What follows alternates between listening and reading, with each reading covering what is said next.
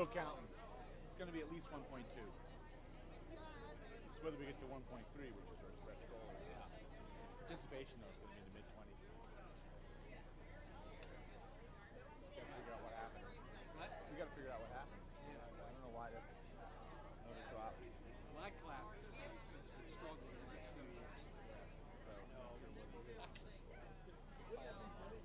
Hopefully, the war that's going on, then they can build some pipe. yeah, produce a lot of them here. We're going to check the time. We're going to beat this rain. Yeah, I know, because it's. I'm going to try to rally. We're going to beat the rain. We got to get going. Look where she goes. It's yeah. It was quarter till. Let's start. Hi, everybody. If we're going to beat this rain, we should gather in a little bit.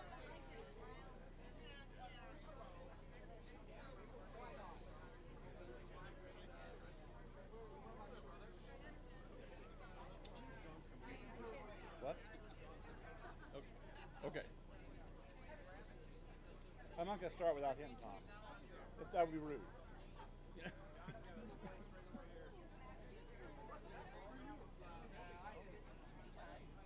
Hello, Pat Keppel.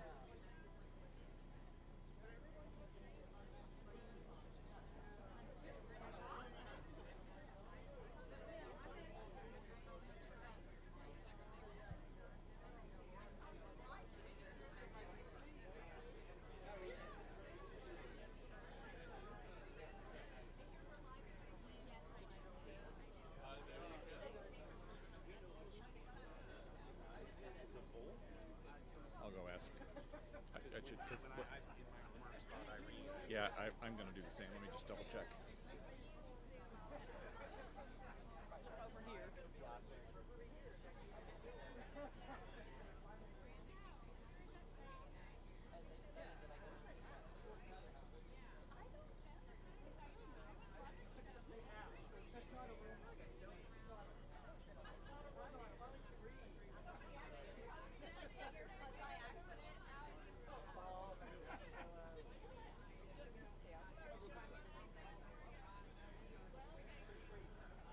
All right. We are loosely amalgamated, which means we can probably begin. I made an observation earlier, right? You know, Juniata history is Juniata present.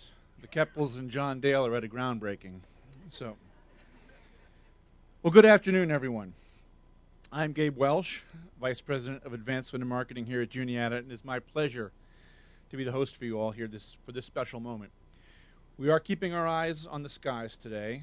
Weather is headed on our way. That is, despite whatever clouds may be here, it is still a fundamentally sunny situation. We're here to celebrate a new space for student experiences in integrated media and studio art by breaking ground on where a new facility will sit. This spot will soon be home to an integrated media and studio art facility, the plans and drawings for which are here for you to see. I welcome all of you here to take part in this today, including those who are watching on our live stream. While several have provided support for this moment, it is the vision and unparalleled generosity of John and Irene Dale that have made this moment happen. John's here with us today, and his wife Irene, who could not make the trip, is watching thanks to a live stream. In addition to the Dales, we're joined by Doug Mechanic from R.S. Mowry & Sons, the contractors for the project. Baird Dixon, the architect on the project from Street Dixon Rick Architects. Some other key financial supporters of the project are here as well. Former President Tom Keppel and his wife Pat, as well as David and Elizabeth Beachley and Mark Conti. There he is. In addition, we have with us many of our faculty from art, computer science, information technology, integrated media arts, communication, and math, all of which will become, the relevance of that will become apparent hopefully as the day goes on. As the event continues, you will learn more about that significance. I'm going to ask a succession of people to speak, and rather than scuttle back and forth to the podium, I'm going to introduce them now in the order in which they will speak. Starting us off will be our president, Dr. James A. Troha, and he'll begin with some words on what this building means. Followed by he will be followed by Dr. Lauren Bowen, our provost or chief academic officer, who will describe the impact the building will have for the learning environment and goals here at Juniata. Following Dr. Bowen, you'll hear from two students, the first of which, Megan Myers, a magna cum laude graduate in the class of 2016 who studied media production and finance while here at Juniata. This may also be the first alumni weekend since she started at Juniata, where she's not holding a camera or managing a media team, so this must be very relaxing for you. Another recent graduate, also magna cum laude, Sarah Elder, 16, a Museum Studies and History of Art POE, will speak about studying art at Juniata. Sarah was known over her last year as one of the 2 hosts of a web series this week at Juniata. Welcome back. We're still keeping it weird. Finally, John Dale himself, of the class of 1954, will share words. Yeah, that's right. You've become that kind of person. John Dale himself will share words about his vision for the building and tell the story of the name that he and Irene have elected to give the building. Once all have spoken, I'll come back to the podium. I'll invite some guests to help us break ground. But to start us off, please welcome President James Troha. Thank you, Gabe. Good afternoon. It's great to have everybody here. Tremendous amount of excitement here today, this afternoon, but it is dwarfed, I know, by the excitement that John and Irene Dale have for this day, this facility. And speaking of Irene, I know Gabe already mentioned it, but I want to look in the camera to say hello to Irene Dale out there in virtual world. It's great to have you with us, Irene, and everybody else that may be watching via live stream. It's great to have all of you with us. Well, John and Irene, we did it. It only took several decades, but we did it. And more importantly, you did it. The 2 of you did it. Your vision of art and the making of art, the celebration and appreciation of art, the teaching of art in the middle of campus is here. And it is here because the 2 of you. And we are grateful. And collectively, we say thank you. This building will sit across the street from Dale Hall and across the quad from Founders Hall, which, by the way, stands because of a well-timed and critical gift from the Dales. This future structure will be an additional symbol of their vision for Juniata and the one perhaps most connected to their joint interests and appreciation of art. It is noteworthy that Dale Hall was created with John and Irene's gifts and vision for an academic program in information technology. Their gifts for the building and additionally an endowed chair helped launch our IT program. In the building for which we break ground today, space will exist for integrated media arts, a program of emphasis that while drawing on art and communications also has roots in information technology. This building is, while key to the arts at Juniata in so many ways, is also an extension of their vision of nearly 2 decades ago. These projects and buildings obviously don't just happen. We need support from a whole host of people. In addition to the Dales, I too want to recognize those of you who have made significant contributions to this project. This is the second groundbreaking in less than 2 months for projects that are going to enhance the learning experience for our students. For all of us here today, that is ultimately what it is all about. So this time I'd like to introduce Dr. Bowen, who's going to talk a little bit about the impact academically that this facility is going to have for our students and our community. Thanks again, everybody, for being here.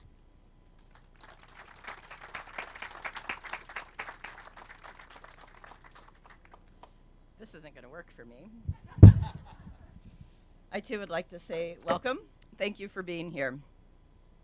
As most of you know, over the past year, the faculty and the broader campus have worked to articulate what we call institutional learning outcomes. What are those? I view them as our fundamental tenet as to how we will realize the promise of the liberal arts in the contemporary moment. We do that so that our students can be thoughtful and purposeful about the kind of people they wish to be, the lives they wish to lead, and the difference in the world they wish to make. As the faculty engaged in that conversation, they understood that we could not attain this promise without a commitment to interdisciplinary inquiry, interdisciplinary opportunities, access to experience, hands-on education, intellectual engagement that includes but is not limited to aesthetic appreciation and technological literacy. Undergirding all of this, then, is our commitment to individualized exploration and personalized mentoring by our faculty. The plans for this building no doubt helped inspire that discussion, and the promise is now delivered in this building and all that it will contain. The offices and the classrooms and the state-of-the-art equipment, to be sure. But mostly, I think what this building suggests to us is that the energy that comes from collaboration and imagination by our faculty and our students that sit at the nexus of cutting-edge interdisciplinary curriculum in studio and integrated media arts with state-of-the-art equipment. This is the essence of the liberal arts. It's hard to imagine the liberal arts then without artistic imagination. Today then we break ground to create this kind of space, a space where our faculty, many of whom are here, have had voice in articulating the programs and the opportunities that they understand as central to a meaningful integrated media arts and studio art experience. Our students will have the opportunity to work individually, collaboratively, in classroom settings, outside of classroom, so that we can continue to grow the strength in art and integrated media art that we've begun to realize. Our commitment to meaningful collaboration and interdisciplinary inquiry will be concrete and real in this space. It's noteworthy that we are situating it here on this campus to further strengthen and make visible our overall commitment to the fine and performing arts. So on behalf of the faculty and the students who will inhabit this space in ways that will define our program now and in the future, I too would also like to thank John and Irene, the Beachleys, so many of you are here, and I also want to thank my faculty, our faculty. I arrived in July of 2014, and some of you may remember a spirited conversation that month about this building. It captivated my imagination. Many faculty have contributed their time and their energy into creating a vision that John and Irene have helped to articulate, and not just a vision, but a steadfast commitment to the arts, and ensuring that that commitment is contemporary, evolving, and salient. And in so doing, I think we nurture the creative dimensions of the student experience, which I would argue is so essential to our history, but mostly to our future as a liberal arts college. Thank you. Megan.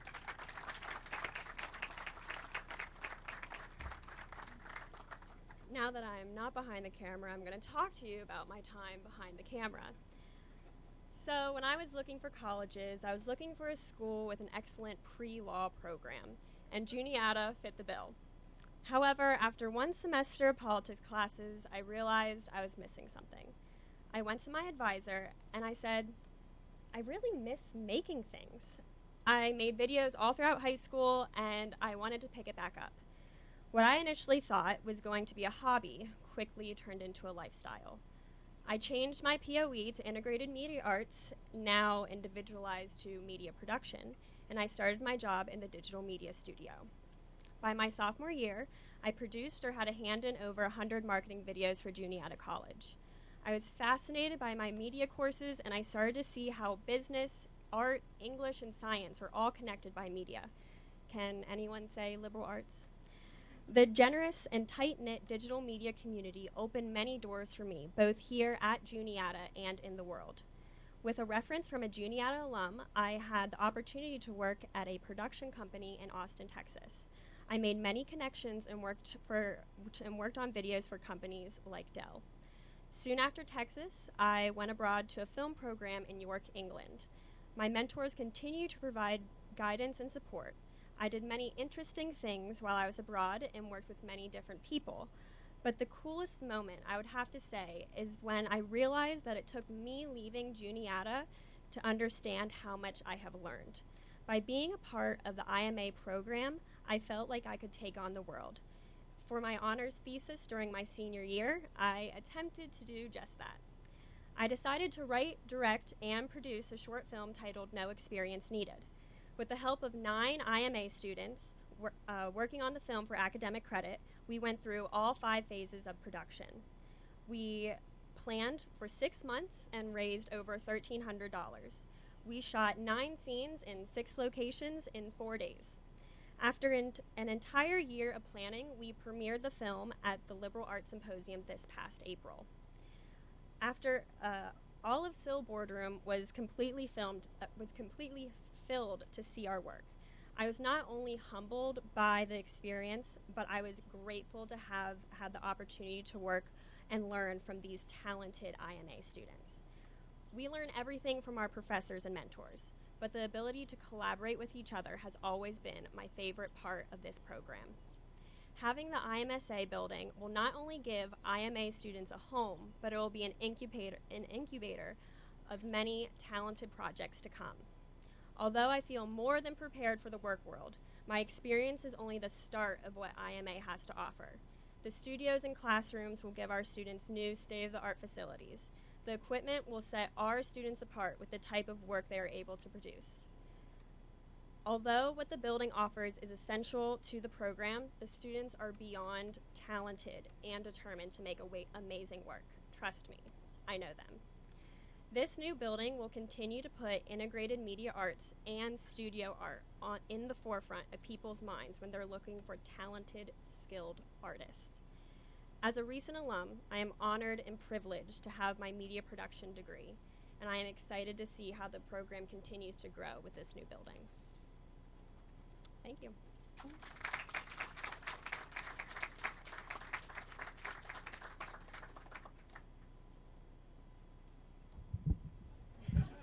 Hello, everyone. My name is Sarah Elder, and my major was museum studies and art history, and I'm a very recent graduate of Juniata College. And I'm very honored to be asked to speak here today because, as many of us in the arts know, architecture has served throughout civilization as a symbol of strength. So from the pyramids to the Guggenheim, a new building can serve as an icon of cultural significance. So what better way to project our unwavering support for students in the arts than to provide them with a new building? And this new facility will not only provide updated resources for these studio art spaces, but by moving these old studios from the Carnegie Museum to this new facility, we will create 2 new avenues of display for extended curatorial hands-on experience. And throughout the entirety of my time at Juniata College, I was very involved with the museum here. And from cataloging the Stottlemyre collection to being a part of Gallery Practicum and serving as Practicum manager, all the way up to what was by far the most formative and impactful experience of my time at Juniata, the chance to put theory into practice. And I was given the opportunity to design a gallery space in full with one other student working closely with the new museum director to create an experience that would shift my career trajectory. So I'm elated to have a new facility that will hopefully provide these kind of experiences for future museum studies students and create a collaborative and artistically productive atmosphere. In addition to my background in museum studies and art history, I was also very involved with ceramics here at Juniata. And although ceramics won't be featured in these new studio spaces, I use the example of the ceramics program and the new facilities that we were recently given as how impactful updated resources can be to artists who are developing.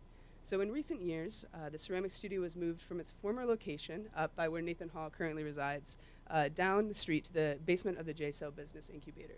And being able to witness and see firsthand how much students' artistic processes changed once they had the room to work and the space to grow as artists and collaborate and be inspired by each other, I am absolutely beyond excited to witness this new building in which we will see multiple disciplines of art, whether it's painting or digital arts or drawing or sculpture, be united under one roof to create a facility that finally matches the investment that faculty has and the passion and talent of the Juniata College student body.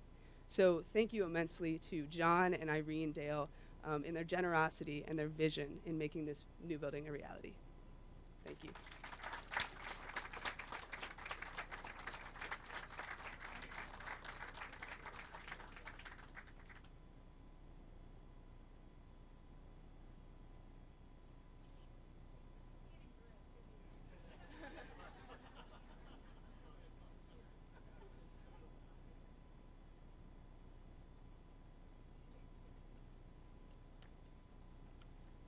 Well, thank you for the opportunity to speak to you.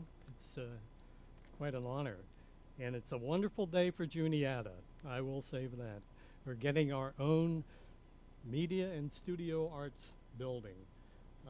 That's a very descriptive phrase. I just like to think of it as an art building. So forgive me for abbreviating all this stuff. Unfortunately, Irene, as you have heard several times, won't be here. Hi, hon. I hope you're. All right. She's more into scissors than she is into shovels. Did you get that? So she did promise that she would be here. And by the way, Irene has approved this message.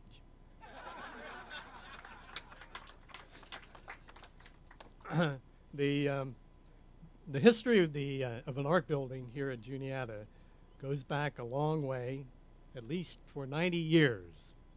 90 years ago, 1926, which was the 50th anniversary of Juniata College, the college produced a Jubilee booklet that outlined, among other things, many of the things that they really needed to have at that time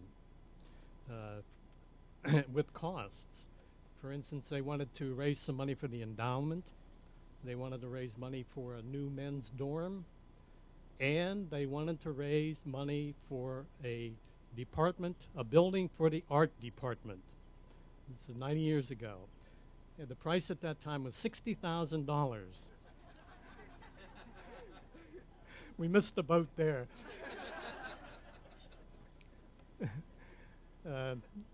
Needless to say, the decade of the 20s was not a good time to be raising money, so the building did not happen. I suspect that the art building has been on every master plan since then. I know the several master plans that I saw when I was on the board had the art building at various sites, sometimes here and then sometimes there. It kind of wandered all over the map of Juniata College. But so how did Irene and I get involved with the art, with the art department? Well, 25 years ago, Karen Roselle, where is she? There she is, came to me and asked me to serve as the trustee representative on the art department review. As you may or may not know, every 10 years or so, each department of the college goes through a review where they look at what they had promised to do the last 10 years and why things didn't happen. and then they set out projections for the next 10 years, many of these things being carried over. So I told Karen that I really didn't know much about art. You know, I like to look at pictures and all that kind of stuff, but who could turn down Karen? Jim certainly couldn't.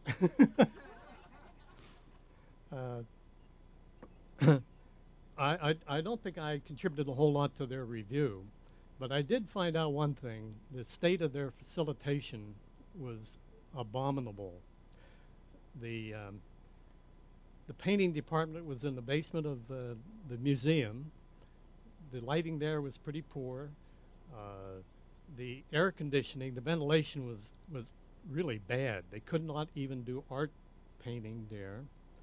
At the time, there was no full-time computer art people here. There was some part-time people, or one part-time person, I guess. There was no drawing studio at the time. There was no place for sculpture, and the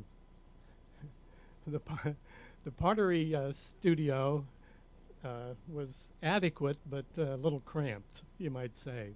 It was right over here somewhere, where Nathan is now, the pot shop. So there was no question in my mind that there was a need for better facilitation. I felt a new building would do it. Now, at the time, there were a lot of mitigating factors, as usual. There were other pressing needs for the college, especially to increase the endowment.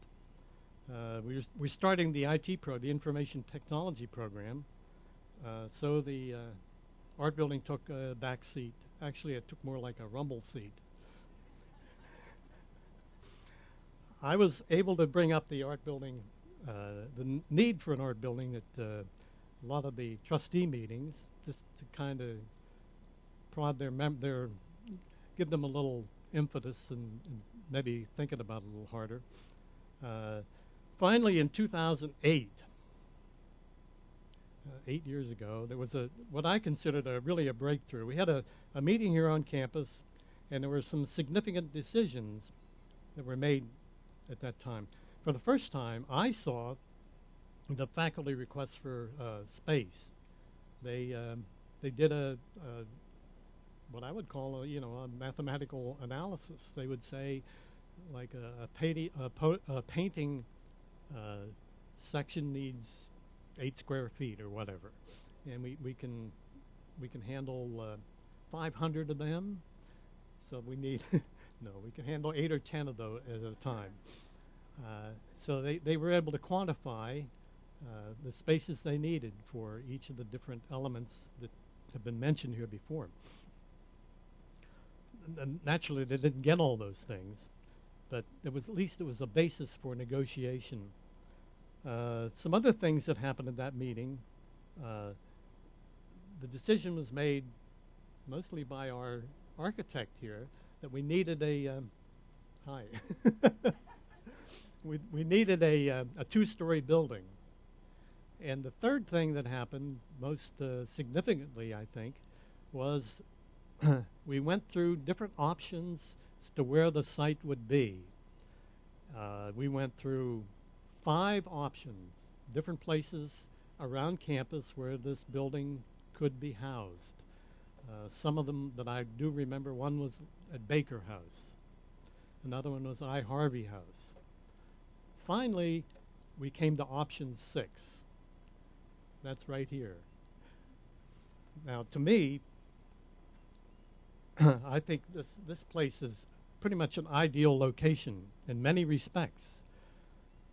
We have, I think there's 1, 2, 3, 4, 5 dormitories here that students will walk by this building every day, maybe several times a day.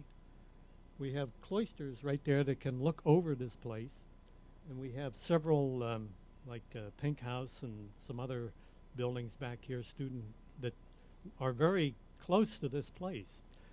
So I would like to think that as students walk by, they'll think, I wonder what's going on in that building. And I can see the faculty members out there waving, come on in, we have cookies, come in. Not the cookies on the screen, but the cookies that you eat. So I think, I'm hoping that the students will gravitate toward this building. I think it's going to be a sensational place for the students. Along the way, I did get a lot of pushback about putting money into an art building. Since there were so many other needs at the time, the endowment, and we were going through Von Liebig and all these other places. One common criticism that Juniata is not an art school. Well, that's true. We're not an art school. And Irene and I have no dreams of it ever becoming an art school. But we feel strongly that the opportunity should be there for students to experiment and study art and computer art, study studio art and computer art. Art in a liberal arts institution is necessary. I'm going to go a little classical here on you. One of the best explanations of the need for art is expressed by Tolstoy. You all have a liberal arts education. Surely you've heard of Tolstoy. In his book, What is Art? And I'm going to quote, because to me this sentence is the essence of the whole thing. Art is a human activity having for its purpose the transmission to others of the highest and best feelings to which men have risen. I think that's such a great statement. I'm going to say it again. Art is a human activity having for its purpose the transmission to others of the highest and best feelings to which men have risen. So think about that. Over time, I've gotten to get an admiration for the art faculty. Despite their lack of adequate facilities and the need for a full-time study or full-time faculty in the computer art side, they persisted and were able to bring about an appreciation of art to their students and at the same time produce their own works. I have a habit of looking at the faculty notes section of the Juniata magazine, and I noticed in the last issue there were 4 citations of people from the art department doing one thing or another. So at another of the meetings, I presented 2 requests. One was that the stone for the building come from a quarry near my hometown of Kerwinsville. The sandstone from that quarry is really of the highest quality. It's been used to build the Cathedral of Learning in Pittsburgh. It's built the chapel at Princeton University, many other buildings, a lot of bridges down in the Harrisburg area. And the second request that Irene and I have naming rights. Well, it turns out that that goes with the territory. Before closing, I want to thank the donors, Beachley's and many others, who have helped to make this project happen. It takes many gifts, large and small, to build a building.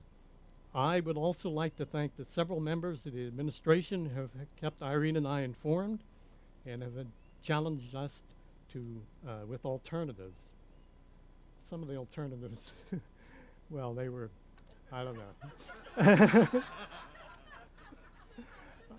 I won't get into that. In particular, I would like to thank President Troha, Provost Bowen, and General Inso Walsh here. You have a title? Vice President of General. Oh, okay, yeah. All right. For making the trek to the wilds of New Jersey to sit with Irene and I and tell us about the building and the progress they're making and not making, and also just general things going on at Juniata College. And also to Rob. Is Rob here? And there he is, Rob Nalowski, for answering my many questions. I must have called him half a dozen times in the last couple months to ask him about things. A little side story. We live in a continuing care community, and there's a man there named Lou Canuso, he's 90 years old, and he still goes to work every day. He has a huge pipe supply company, and they recently opened up and it's in New Jersey, but he recently opened up a place in Hummelstown. So I was showing him the issue in Juniata magazine about this art building. And right away, he wanted to know who's the contractor. He says, I got some pipe to sell. Finally, Irene and I, early on, made a decision about naming the building. We wanted the name to represent Juniata people and people who supported the arts here at Juniata. I am proud to announce the Tom and Pat Keppel Integrated Media and Studio Arts Building.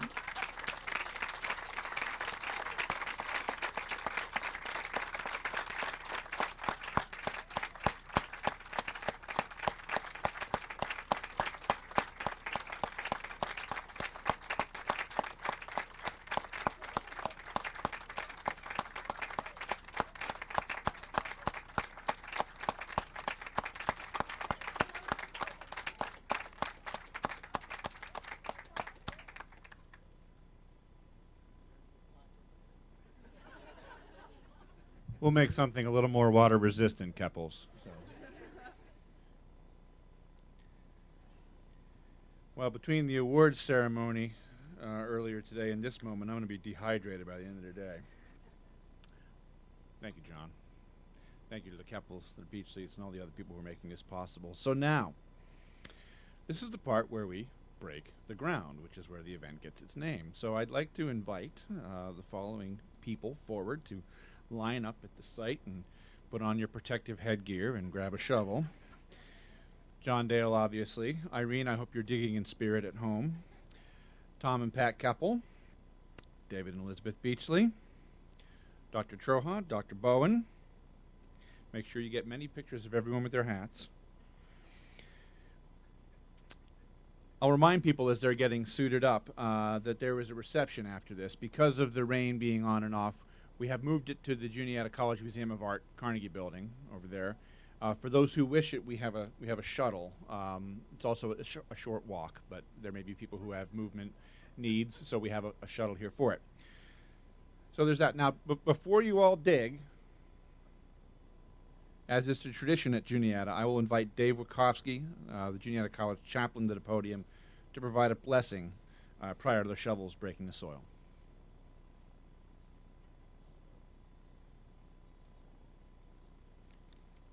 And in honor of Pat Keppel, it will be a brief blessing.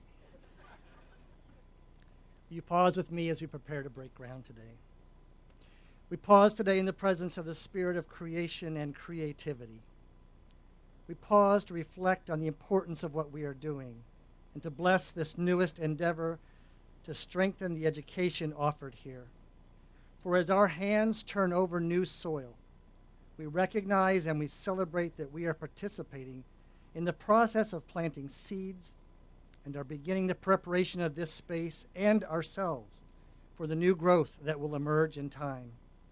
We give thanks as we seek a special blessing for the hands and the hearts that have imagined what could be, as well as those who have designed the new landscape that will become a space for creativity. We give thanks for those whose hands will raise up a building that will serve as a vessel for education and expression for future artists.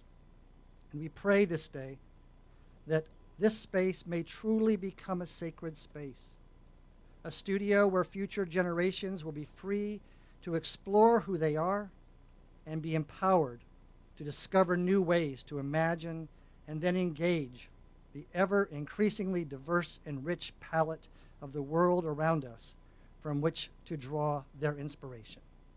Amen. Ladies and gentlemen, start your shovels.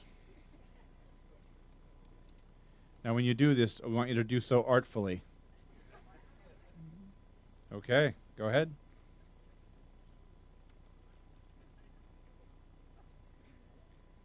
Ground is broken.